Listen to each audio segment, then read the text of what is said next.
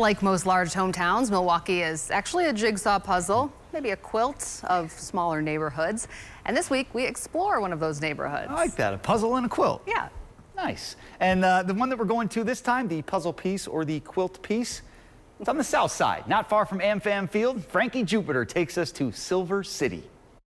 Come rain, shine, sleet, or snow, there's one thing that you need to know, and that's community here in Silver City.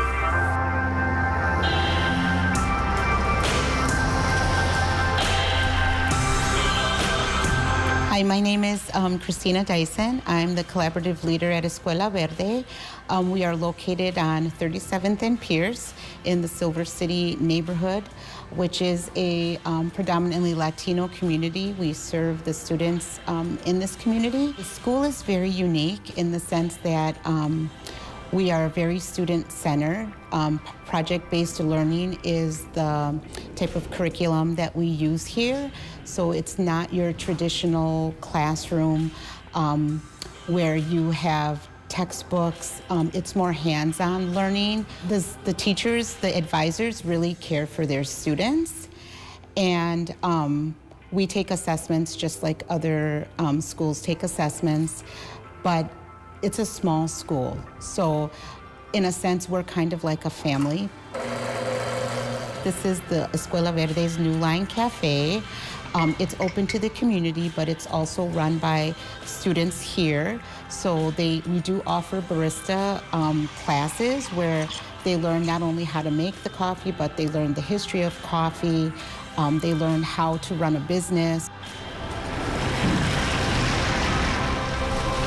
My name is Brisa Van Galen. I'm the Community Outreach Director. We're here at Arlington Heights Park in the Silver City neighborhood. So VIA CDC was established in 1995 as a vision ministry by the Sisters of St. Francis. Since then, VIA has become a 501c3. So we are a nonprofit here serving the Silver City, Burnham Park, and Layton Park neighborhoods. My name is Maria Robles, and we are Channel Puerto Rican restaurant, Silver City. That's the dream. I love cook. When I'm done over here, I go to my house and cook. I think one Puerto Rican restaurant over here, everything is or American or Mexican. And it's good to put something different.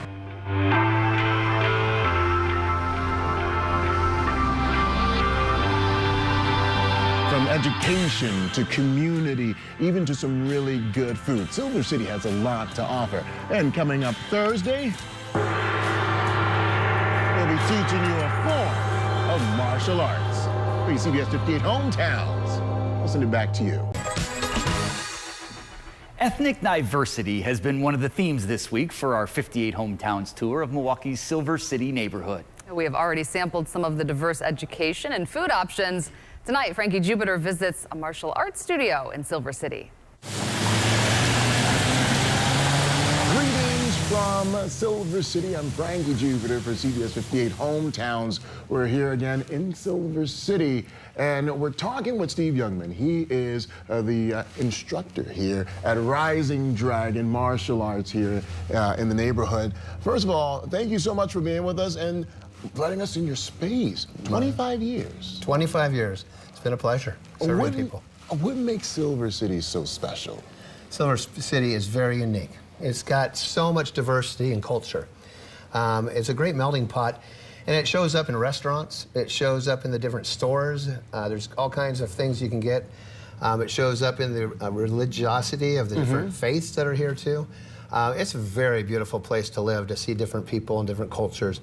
And so we've been honored to be here for 25 years. 25 years. Yeah. Talk to me a little bit about what you do. You do Kung Fu here, am I correct? Kung Fu is an art that is a little bit more circular than the hard arts like karate. But of course the basis premise is what all martial arts have in common. The idea to be a warrior with compassion. To be able to have discipline and focus, to know when to fight, not just how to fight. So the Army, for example, may just, when we tell you to fight, you fight. But we try to educate the kids and the adults on what makes it right. When do you attack somebody, or when do you defend yourself? When can you just walk away? So you have to have some principles in your heart. So we teach those things about faith, love, compassion. So discipline. So not just the stuff you see on television or in the movies. Like this is discipline. This is discipline. This is, well, you know, a new kid comes in, their energy's all over the place, they don't want to listen.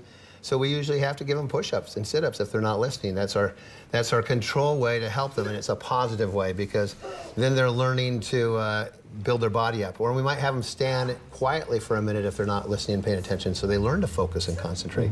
So a lot of the learning isn't always seen in the actual martial art. It's seen in the way that we have structure, that we have codes that we go by, that we bow when we come in and out of the doors, for example, that set the heart in the right place to treat people. So it's not just about movement, it's also about building character. Exactly. And that's one of the most important things.